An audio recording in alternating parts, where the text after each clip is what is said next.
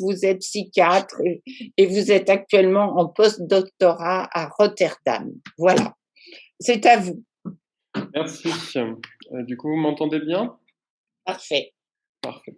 Donc déjà, merci beaucoup à Patrice Radé, à Eliane Melon, à l'association Argos 2001 et à la Fondation fondamentale Diane Anguillante pour l'invitation.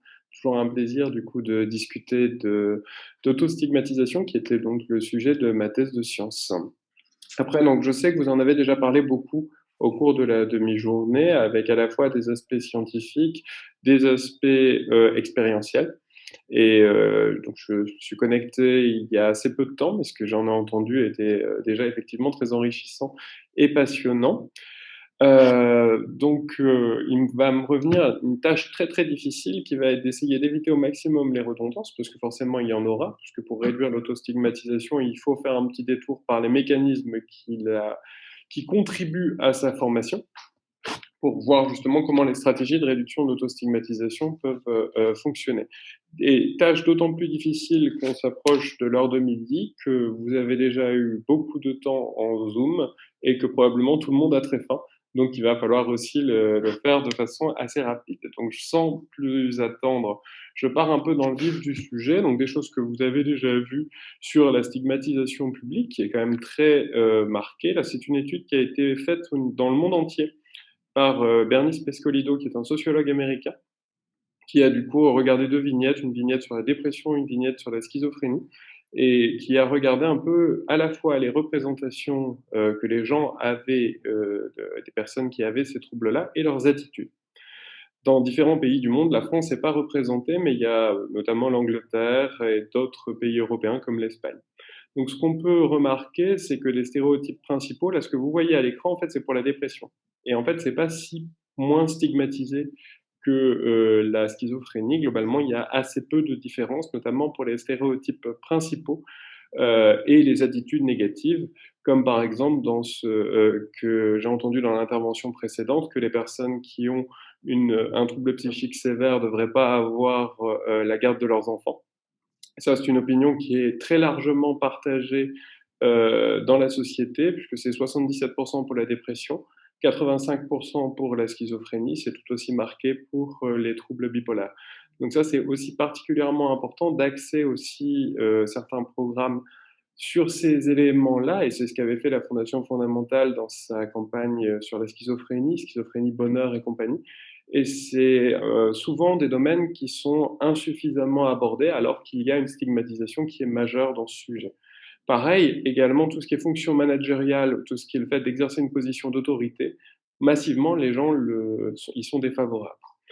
Ce qu'on remarque quand on regarde un petit peu au niveau des tendances dans le monde, on voit il y a des facteurs sociopolitiques et socioculturels qui jouent, puisque la stigmatisation est plus marquée en Asie du Sud-Est et en Europe Europe de l'Est par rapport à l'Europe de l'Ouest.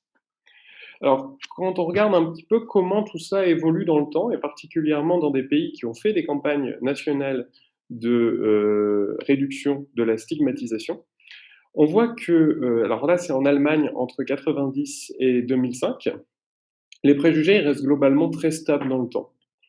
Ce qui change, c'est les attributions causales, c'est-à-dire quelle est l'origine des troubles psychiques.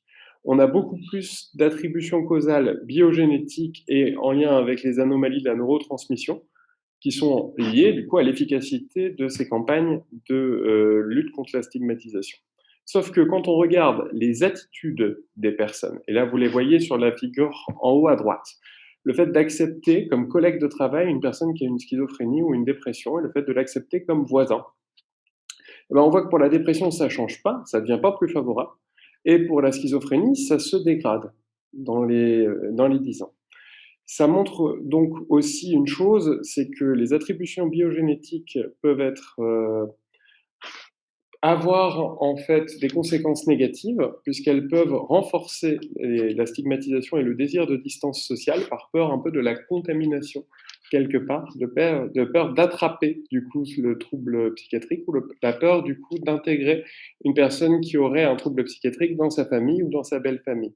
Donc ça, c'est aussi des choses dont il faut particulièrement prendre en compte dans le design des campagnes de lutte contre la stigmatisation, où il faut vraiment présenter les troubles, pas de façon biogénétique uniquement, mais dans un modèle vraiment biopsychosocial intégrant directement la perspective du rétablissement, pour que cette campagne soit plus efficace et qu'elle ne risque pas d'augmenter la volonté de distance sociale.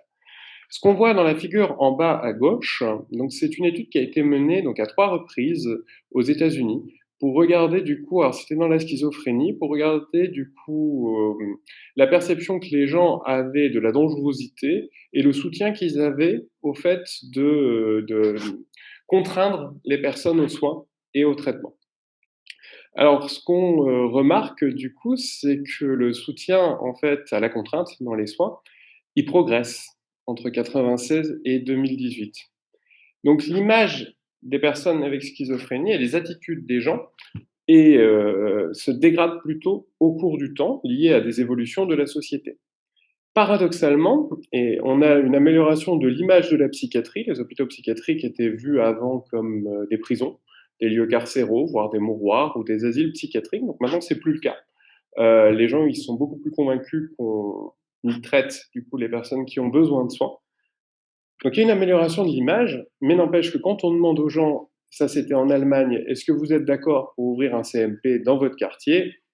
Là, clairement non. Donc il y a quand même moins d'acceptation. Donc ça change dans le temps, mais en même temps ça change pas tant que ça.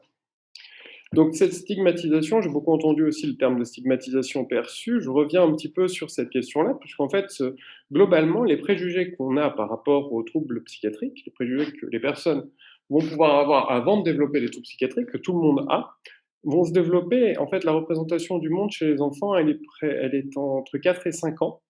Donc en fait, à ce moment-là, il y aura déjà un certain nombre de stéréotypes liés au genre, liés à la race, liés à la classe sociale, liés aussi aux troubles psychiatriques, qui vont se former et qui vont faire que les gens ont cette perception-là. Et après, dans les gens qui ont cette perception, c'est-à-dire tout un chacun, certains vont du coup à recevoir un diagnostic de trouble psychiatrique sévère, et là, dans ce cas-là, ça va prendre une signification personnelle, et ça va pouvoir du coup être un facteur qui pourrait renforcer l'autostigmatisation. Un exemple d'ailleurs aussi de la stigmatisation dans les médias, c'était Philippe Yanos qui en parlait. Notamment, vous avez dans un des personnages de Madagascar, dans la version américaine, qui disent en fait, à un moment, il y a un personnage qui agit de façon un peu erratique, je crois que c'est le lion, et il y en a un autre qui dit You are psycho. Et ça, c'est typiquement un certain nombre de choses qui peuvent contribuer à la formation de ces représentations chez tout un chacun. Donc, comme ça a été dit, je pense, par le passé, la majeure partie des personnes qui ont des troubles bipolaires sont parfaitement conscients de cette stigmatisation qui est présente. Et je vous ai mis une citation de Patricia Digan, donc qui est une personne qui a reçu un diagnostic de schizophrénie et qui est psychologue et spécialiste du rétablissement.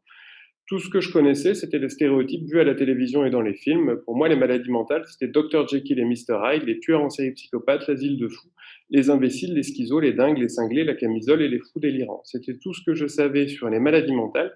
Et ce qui m'a effrayé, c'est que les professionnels disaient que j'étais l'une d'entre eux.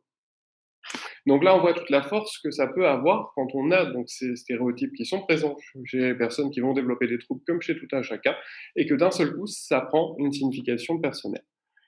Donc la stigmatisation perçue en elle-même, elle va augmenter le stress lié à la stigmatisation, je vous dire un petit peu ce que c'est. Elle va allonger la durée de psychose non traitée, elle va alourdir les symptômes, elle a des conséquences négatives, et elle va aussi entraîner une stigmatisation anticipée avec des stratégies d'évitement qui ont été citées dans les présentations précédentes. Alors il faut savoir que ces situations, ces stratégies d'évitement pour éviter une discrimination, elles sont aussi là pour éviter une discrimination qui est bien réelle. Et la plupart du temps, par exemple, des adolescents qui étaient hospitalisés pour la première fois en psychiatrie, il y en avait 30% qui anticipaient d'être discriminés, et il y en a 70% qui rapportaient avoir été discriminés après 6 mois. Donc c'est aussi qu'il y a cette discrimination qui est bien réelle. Il n'y a pas que la peur de l'être, il y a aussi le fait que cette discrimination, elle soit avérée. Vous voyez en haut à gauche, du coup, tous les différents domaines, parmi lesquels on retrouve, ça a été dit, du coup, les amis, la famille, mais aussi les professionnels de santé, mais aussi les domaines pour commencer pour fonder une famille ou relatifs à l'emploi. Alors ça, c'est la discrimination avérée, mais il peut aussi y avoir un certain nombre de micro-agressions. Alors les micro-agressions, c'est un concept qui a été développé il y a quelques années et qui sont en fait ces petites choses qui sont presque rien, mais qui finalement vont répéter dans la journée, vont pouvoir du coup euh, avoir une conséquence sur les personnes concernées. Ça va être par exemple dire c'est une position schizophrène, le gouvernement est autiste, ou c'est complètement bipolaire comme façon de réagir, ou dire les personnes bipolaires au travail, par exemple, dans une pause café, si du coup on n'a pas divulgué effectivement les troubles, avoir quelqu'un qui parle de façon stigmatisante d'une personne qui a un trouble bipolaire.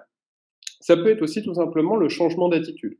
On l'évoquait dans la présentation précédente, en fait, en cas de divulgation, ça a été étudié particulièrement dans la schizophrénie, l'attitude des gens change, ils se mettent à parler plus fort, à utiliser du coup un langage plus simple, et là, en fait, on a envie de dire, la personne vient de dire qu'elle a un trouble bipolaire, elle n'est pas sourde et elle n'est pas déficiente intellectuelle. Mais l'attitude des gens peut changer. Et ça, pour le coup, il y a des choses qui, ça va contribuer. C'est un certain nombre de discriminations qui ne sont pas avérées, mais qui jouent sur le moral à la fin des choses. Donc 72% des personnes anticipent d'être stigmatisées s'ils divulguent. Ils peuvent anticiper les domaines les plus importants, c'est la recherche d'emploi et les relations sentimentales. Et il y en a un tiers à peu près qui anticipent d'être discriminés, même s'ils n'ont jamais été par le passé. Et ça aussi, c'est très présent chez les personnes qui ont des troubles psychiatriques débutants, et ça a des conséquences donc sur l'estime de soi et la qualité de vie. Donc, comment est-ce qu'on réagit par rapport à la stigmatisation? Donc, il y a plusieurs réactions possibles, plusieurs stratégies adaptatives. La première, c'est finalement, je m'identifie pas au groupe, c'est pas moi, j'ai pas de maladie, donc que finalement je considère les stéréotypes comme vrais ou pas, ça m'affecte pas vraiment. C'est ce qu'on appelle l'indifférence. La deuxième chose, c'est en fait, je m'identifie fortement au groupe des personnes qui ont un trouble bipolaire. Par contre, je trouve que tous ces stéréotypes, c'est des conneries. Et du coup, je vais avoir une juste colère. La troisième chose, ça va être, je m'identifie très fortement aux personnes qui ont du coup un trouble bipolaire. Je considère les stéréotypes comme vrais, légitimes et s'appliquant à moi et pouvant être validés par mes expériences de vie, comme ça a été dit dans la présentation précédente. Et là, il y a un risque d'auto-stigmatisation. Donc, je vous évoquais aussi le stress lié à la stigmatisation. En fait, il dépend du coup à la fois du préjudice qu'on pense que la stigmatisation va avoir sur notre vie et de nos ressources disponibles pour y faire face. Donc, ça va être forcément augmenté par du coup la stigmatisation perçue et par la légitimité ou pas qu'on accorde à ces stéréotypes. Et ce stress lié à la stigmatisation, qui est globalement quand le préjudice est supérieur aux ressources, va entraîner un sentiment de honte, plus d'anxiété sociale, plus de stratégies d'évitement, moins d'estime de soi, et au final, c'est un facteur de risque d'autostigmatisation. Donc l'autostigmatisation, ça a été dit, je rappelle juste un petit peu comment ce mécanisme du coup se passe, c'est qu'à la fois du coup ça entraîne la connaissance de ces stéréotypes, les considérer comme vrais pour les personnes avec trouble bipolaire et se l'appliquer à soi-même, et bien sûr ça a des conséquences catastrophiques comme ça a été évoqué. Donc si on regarde un petit peu l'autostigmatisation sur les troubles bipolaires, dans le monde, globalement. Là, vous avez en haut à droite, vous avez différentes études qui ont été réalisées du coup sur les troubles bipolaires en Europe. Vous avez en Amérique du Nord et vous avez en Asie du Sud-Est. Ce qu'on voit, c'est que comme en fait pour la stigmatisation publique, il y a plus de stigmatisation globalement en Asie du Sud-Est que en Europe de l'Ouest par rapport aux troubles bipolaires. Donc après, les choses qui vont jouer du coup sur l'autostigmatisation, ça va être donc un certain nombre de facteurs, et ça va pas être trop les facteurs sociodémographiques, que ce soit l'âge, le niveau d'études, l'emploi, le statut marital, les sources de revenus, ni même la pathologie, que ce soit l'âge de début des troubles, que ce soit le diagnostic, qu'on ait un trouble bipolaire, une schizophrénie, une dépression ou un trouble borderline, ni même le nombre d'hospitalisations en psychiatrie ou le fait d'avoir été hospitalisé sous contrainte ou d'être emprisonné. Ce qui va du coup jouer beaucoup plus, ça va être donc certains éléments liés donc à l'insight. Ça va être la capacité à pouvoir mobiliser des ressources et avoir conscience de ces ressources pour surmonter les effets de la stigmatisation, pouvoir mobiliser des stratégies de coping pour faire face de façon efficace, avoir le soutien de son environnement. Et ce qu'on sait, c'est que globalement, L'autostigmatisation, elle est présente chez les personnes avant même qu'ils reçoivent un diagnostic, par exemple, de trouble bipolaire.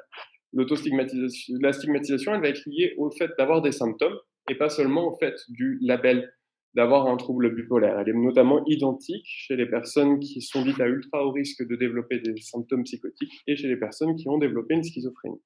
Les facteurs qui vont jouer le plus, ça va être en fait les autres composantes de la stigmatisation, et notamment la stigmatisation perçue, expérimentée ou anticipée, y compris par les professionnels de santé mentale. Et ça va être donc le stress lié à la stigmatisation. Typiquement, je vous disais que la contrainte, le fait d'être hospitalisé sous contrainte, n'affectait pas le fait d'être auto-stigmatisé. En fait, le fait d'avoir une réaction émotionnelle négative suite à l'hospitalisation sous contrainte, que ce soit un sentiment de honte ou un sentiment de mépris de soi, là par contre, ça contribue. En fait, c'est pas tant le fait d'être hospitalisé que le ressenti qu'on va avoir et la façon dont on se sent traité par les professionnels de santé mentale, avec cette question bien sûr du différentiel de pouvoir entre le professionnel et la personne concernée. Donc il y a un certain nombre de facteurs culturels comme qu'on peut retrouver, vous les avez à l'écran, et il y a des facteurs un peu moins étudiés que je cite rapidement. Donc ça, c'est juste pour vous dire que cette autostigmatisation, elle touche à peu près 30% du coup des personnes avec troubles psychiques sévères. Elle est bien sûr donc associée à un plus fort insight et à une moindre possibilité de rétablissement et une moins bonne satisfaction dans différents domaines de la vie. Alors comment on la réduit finalement? Donc il y a plusieurs campagnes qui ont été faites, des campagnes nationales de réduction de la stigmatisation. Vous avez différents programmes, Opening Doors, Opening Minds, Time to Change, du coup en Angleterre, qui a duré une bonne quinzaine d'années. Vous avez aussi des campagnes qui prennent en compte les spécificités culturelles, comme celle qui a été faite en Nouvelle-Zélande, qui prend en compte les spécificités des Maoris. Donc en fait, il y a différentes stratégies. Soit on proteste à un moment contre un événement. Par exemple, François Fillon qui dit « je ne suis pas autiste ». Là, les gens protestent. Ça relève, la personne s'excuse généralement, mais ça ne change pas grand-chose dans les faits. Après, il y a le fait d'avoir des stratégies d'éducation, des stratégies de contact avec des personnes concernées. Ça marche, mais ça dure pas dans le temps. Après, il y a une chose qui marche particulièrement bien, ça va être de cibler justement les populations jeunes, les journalistes et les professionnels de santé. Puisque ce qu'on voit, c'est que par contre, le traitement médiatique des personnes avec troubles psychiques sévères change avec plus de contenu positif et moins de contenu négatif. Et ça a des effets. Ça va réduire la stigmatisation perçue par les usagers et ça va réduire la stigmatisation expérimentée. Donc ça marche par ce biais-là. Et après, bien sûr, augmenter le budget accordé à la recherche en santé mentale, c'est une forme de discrimination que de ne pas accorder suffisamment de budget. Là, ça va du coup pouvoir contribuer à réduire la stigmatisation. C'est quelques exemples. Après, un élément qui est central, au-delà des groupes, les groupes sont peuvent être utiles, mais en fait, l'autostigmatisation est la résultante d'une inégalité sociale n'est pas un symptôme. Donc forcément, en fait, c'est l'environnement qu'on va créer autour. Et là-dedans, les pratiques orientées rétablissement ont un rôle majeur. Si on crée un environnement favorable au rétablissement, c'est-à-dire qui est porteur d'espoir, avec un langage positif, pas par exemple une personne souffrant de troubles bipolaires, mais une personne avec un trouble bipolaire qui peut avoir des éléments négatifs, des événements de vie négatifs, mais peut aussi avoir une vie riche, pleine, satisfaisante, et c'est ce que du coup j'ai entendu dans les présentations précédentes.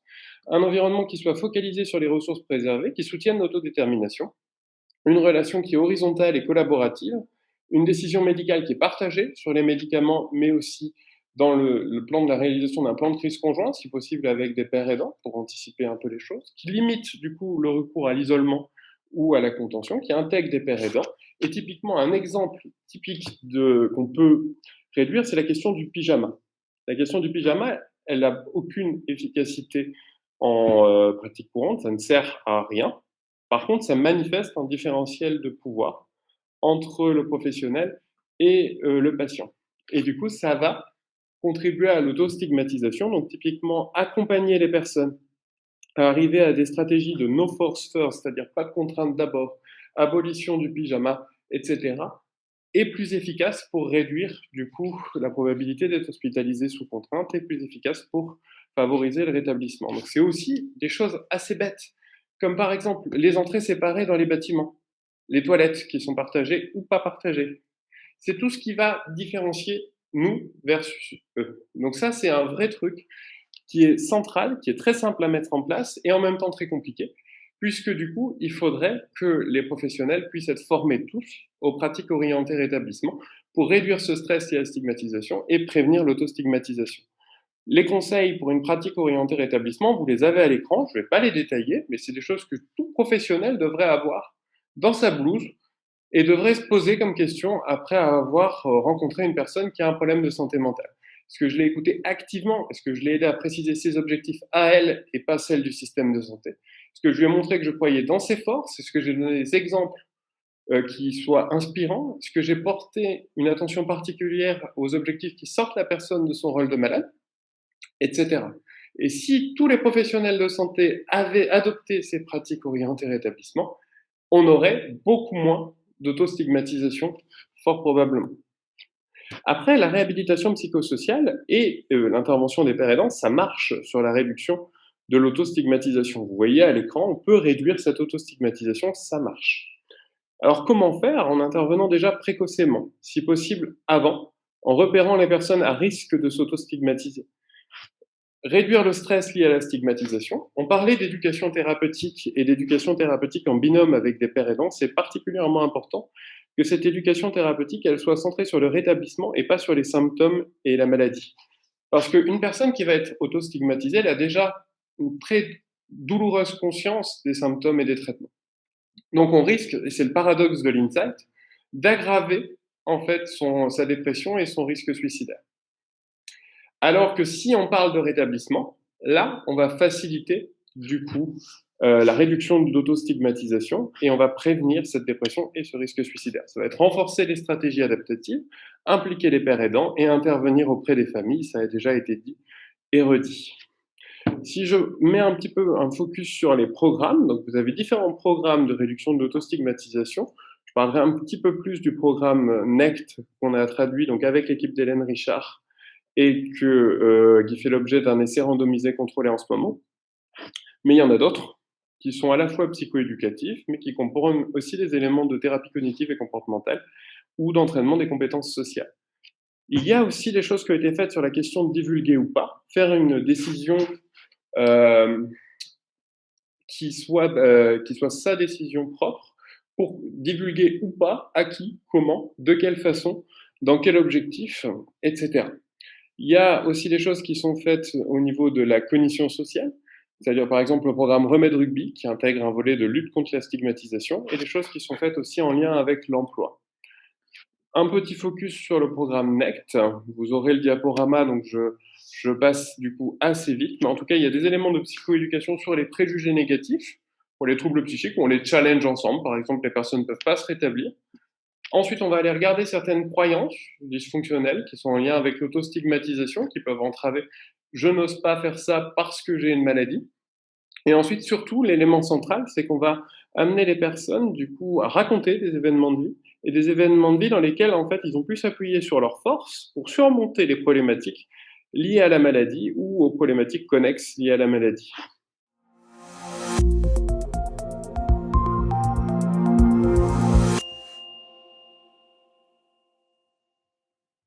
Donc, bonjour à tous et à tous. Merci pour toutes ces présentations. Je suis Blandine, je suis atteinte d'un trouble bipolaire et avec Dominique qui est proche, nous allons vous présenter l'impact des groupes de parole, Argos 2001. Pour ce faire,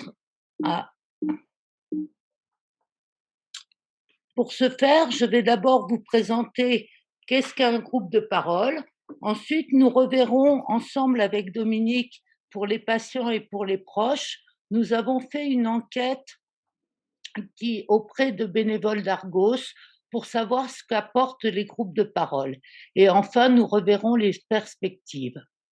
Donc, qu'est-ce qu'un groupe de parole Argos 2001 ? Il rassemble dans la convivialité des personnes atteintes de troubles bipolaires et des proches, c'est ce qui en fait la spécificité. Il est animé par des bénévoles qui agissent comme chefs d'orchestre du groupe. Il n'y a pas de professionnels de santé en tant qu'animateurs, mais ceux-ci sont bienvenus comme participants. Les échanges sont confidentiels et l'anonymat des participants est assuré. Ils sont ouverts, sans inscription préalable, et je vous invite à les rejoindre nombreux. C'est un partage d'expériences indéniables, sans jugement, dans un climat de respect mutuel et de bienveillance. Qui participent? Ce sont des personnes majeures. Il y a une grande diversité de participants, tant en âge qu'en milieu socio-économique. Ils sont actifs ou non actifs, mais tous francophones. Nous accueillons des personnes d'un petit peu partout. Les patients sont diagnostiqués ou non, ce sont des patients stabilisés ou non. Les proches, ce sont des parents, des conjoints, des enfants majeurs, des amis. Et le groupe rassemble 14 ou 15 personnes pour maximum 2 animateurs bénévoles expérimentés.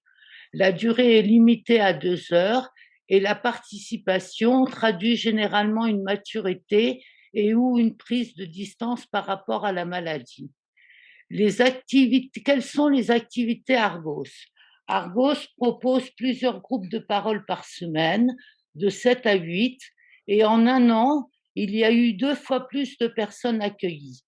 Il y a des accueils personnalisés, ce sont des entretiens individuels de 15 à 30 minutes. Il y a également une ligne d'écoute téléphonique qui est mise en place et toutes ces activités se retrouvent sur le calendrier sur le site Argos. Depuis la Covid, de nombreux groupes de parole virtuels ont été organisés en Île-de-France, qui a été un peu le promoteur de ces groupes virtuels et qui maintenant s'étend en province, et ces groupes sont d'accès libre. Il y a aussi des accueils personnalisés mis en place récemment en virtuel à la maison des usagers à Sainte-Anne. Qu'est-ce qu'apportent ces groupes de parole? Nous avons fait, comme je l'ai dit, un sondage auprès d'un échantillon de bénévoles qui sont atteints de troubles bipolaires ou des proches. Il y a eu une analyse des questionnaires et nous vous présentons avec Dominique le résultat de ce sondage. Pour les proches, pour les patients, pardon, c'est une meilleure connaissance de soi, une meilleure connaissance du ressenti, une sortie de l'isolement, un partage d'expériences et d'entraide indéniable, une écoute de soi et des autres, avec une grande liberté de parole et un sentiment de libération. Ils aident aussi à mieux accepter et à mieux vivre sa maladie, aident à être plus serein, aident ceux qui ont le moins de connaissances du trouble et aident à parler de sa maladie à son entourage. Et maintenant, je passe la parole à Dominique pour vous faire le retour sur les proches. Alors, quels sont donc les impacts des groupes de parole pour les proches? Eh bien, ils sont aussi nombreux. Tout d'abord, une meilleure connaissance du ressenti du trouble chez les patients, une meilleure connaissance de la maladie, des troubles bipolaires, un partage d'expériences, mais aussi de souffrances souvent. Ces groupes permettent également pour les proches de ne plus avoir honte, de sortir de l'isolement, de sortir du déni, pardon. Ils apportent également un soulagement.